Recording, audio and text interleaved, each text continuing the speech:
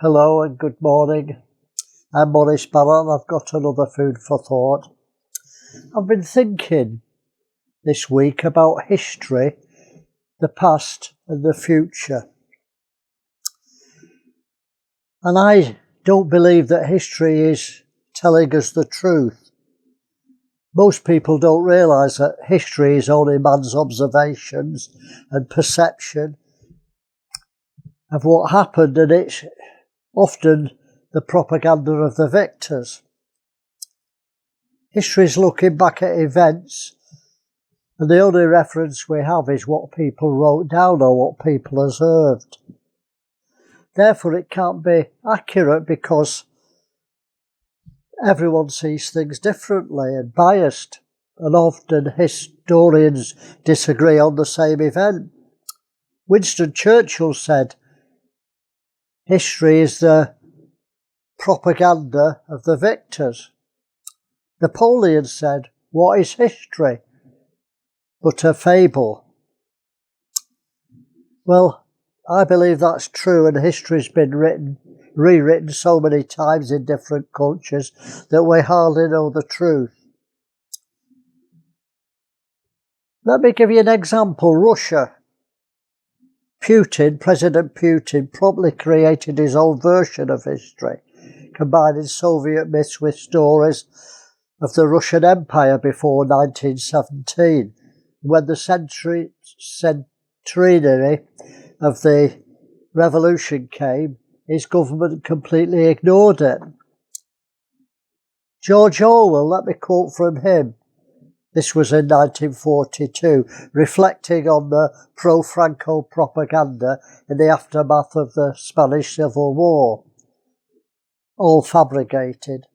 I know it's fashion to say that most of recorded history is lies anyway. I am willing to believe that history is for the most part inaccurate and biased.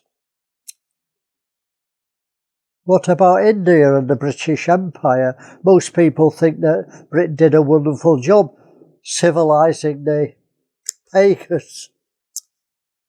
Well, if you think the British Empire brought civilization to India and Africa, you've been misled. I can recommend a book about India and the British Empire. It's called Inglorious Empire by Shashi Tharoor, and he served under the United Nations for 29 years.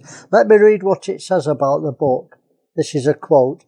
"In the 18th century, India's share of the world economy was as large as the whole of Europe's." That's amazing.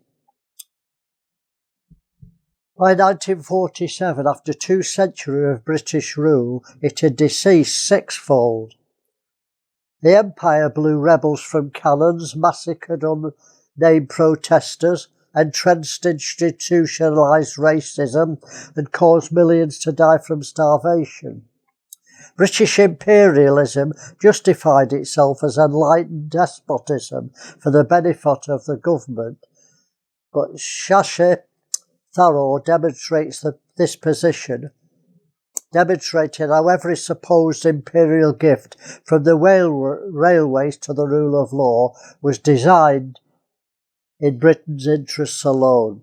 He goes on to show that the British Industrial Revolution was founded on India's deindustrialisation of the destruction of the textile industry. Well, I know that's to be true. I live in a house built by the textile merchants, made rich by the cotton industry in Manchester, stolen from India. All right, well, if I haven't convinced you, do your own research about history. What about the future? Well, the future's man's imagination, fired by the devil's science fiction. You know, science fiction from the 1950s is now reality. It was the devil's prophecy of what he wants to do. Man will run to and fro and knowledge shall increase. It's all happened. Well, why am I talking about history in the future? I'll tell you why, because true history and the future has already been written by God. That's the truth. I believe it's all written down in books. because God keeps records of everything. Even our DNA, as I've shown in previous blogs, is written down in books. There's the book of life. The books are opened of every deed of every man who's ever lived since Adam. God keeps records, detailed records in books. And so history and the future are already written down. God's decided the end before he started the beginning. He wrote the whole book from beginning to end and all the chapters in it. And the Bible tells us much about this, but the Bible's not just a history book or a future book, because it only records God's dealing with his own people in relation to other nations. So it doesn't talk about China and Australia and other nations, because they had no dealings with God's people. So it's not a true history book in that sense. The Bible is God's plan, which is very different than history in the future. And it's about love, romance and family life. It tells you the motive behind God's plan. I've written a series of books, 7 books, called Israel, the Church and the Kingdom of God. And the subtitle is The History and Future of God's People. You know, if you don't understand God's plan and purpose, you'll never understand true history and you'll never understand the future. On the one hand, you'll believe the lies of the devil and his system to try and understand the past.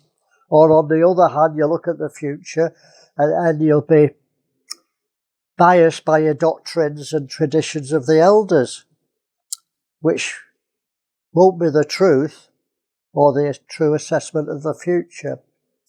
Well, I make no apology for promoting my books. I'm convinced if you read the 7 volumes that you'll understand the plan of God. They're available as a paperback, ebook or Kindle download from our shop on Shopify or from Amazon. Well, I hope I made you think again. Have a wonderful week. God bless you and keep thinking.